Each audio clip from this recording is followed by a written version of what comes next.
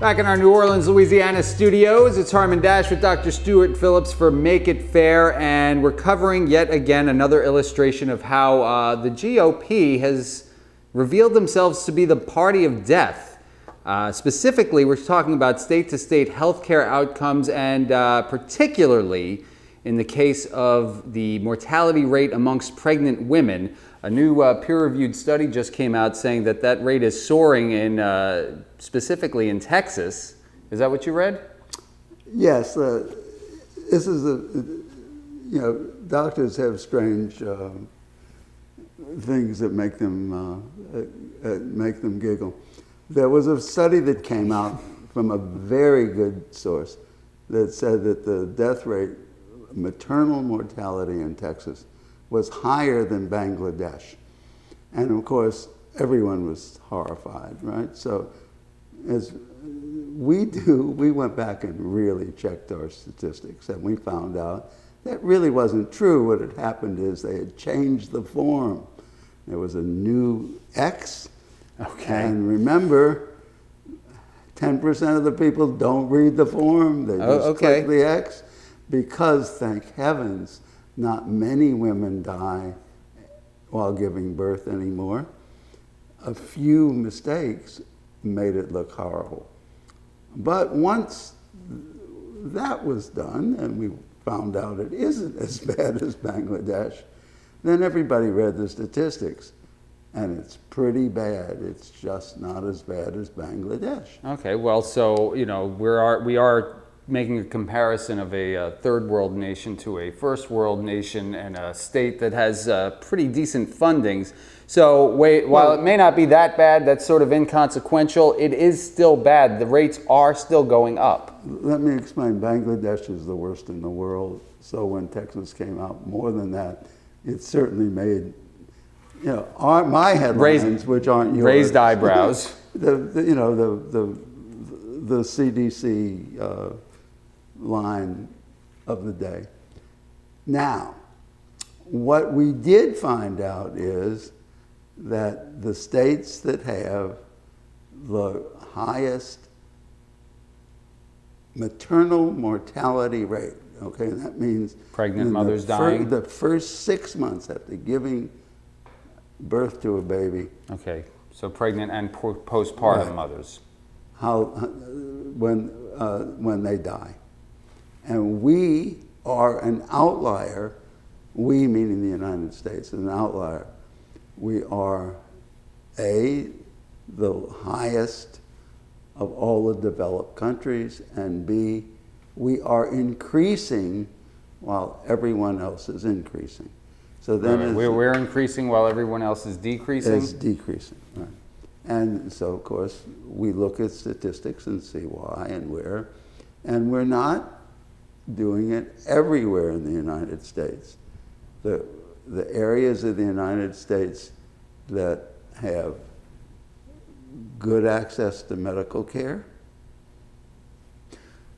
have implemented the Affordable Care Act, have seen their rates go down. The people that haven't seen their rates stay the same, they've seen them go up.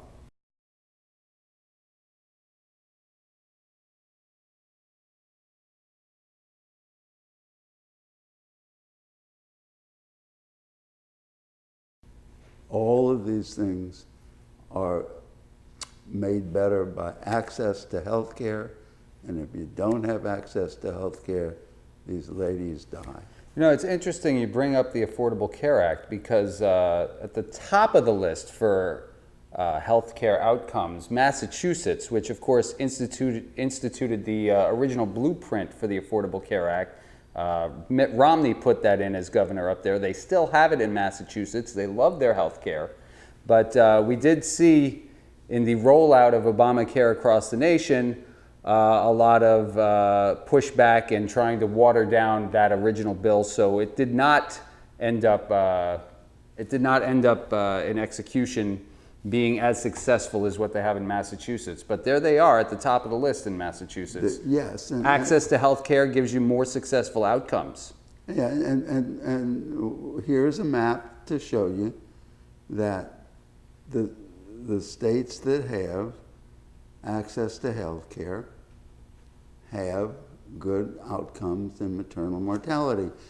And then you can notice we can't say they're all Republican states or all Democratic states, because look at Alabama down there. Well, it's interesting because Alabama, ideologically, it seems a lot of the pushback against providing women, pregnant women, with better health care has to do with abortion. And certainly ideologically, Alabama falls in line with a lot of the other southern states. However, in their desire to keep abortion rates down, they have actually offered a lot of programs that encourage women to have children. They've made the cost of having a child infinitely lower. In fact, having the actual birth is cheaper now in Alabama than in any other state in America. It isn't partisan. Alabama does well on this, as you said, because they want to do well on this. They're good Republicans, they're good Democrats, they're bad people everywhere. What we're saying is we need people to make decisions based on the good of the population and not how much graft they can get from the people who are giving them the money in campaign contributions to run their election. Well, and this just sort of goes to that point. Here's an area where ideologically they would like to reduce the abortion rate in their state, so they're offering programs to incentivize women to have children, and they're getting better outcomes. But you know, that's really ideologically about abortion. When it comes to other healthcare outcomes, they're kind of hitting the bottom of the barrel. But they're a poor state. Nothing simple. What we're saying is, if you make decisions based on the best outcome and you do it scientifically, it will work. Overall, the Republican states did not implement the Affordable Care Act. The Medicaid expansion. Medicaid expansion. Overall, access to health care in the Republican states is less than in the Democratic states. And overall, the Republican states have higher mortalities and worse health than the Democratic states. Those are the facts. You can argue about whether or not they're justified, but those are the facts. Well, so what do you think? We always like your opinions. Does access to health care create better outcomes for pregnant women and for everybody? And also, if you're looking for something you can do to fight the corruptive force of money in politics, you can join us in the fight and check out the American Anti-Corruption Act. You can read up on it on our website and join all the millions of Americans who are signing it daily. Just go to our website, makeitfair.us. Also, share this video with your friends after you subscribe to our YouTube channel. Follow us on Twitter and like us on Facebook as well. For Dr. Stuart Phillips, my name is Harmon Dash. Thank you for watching Make It Fair. And remember, if you like it, share it.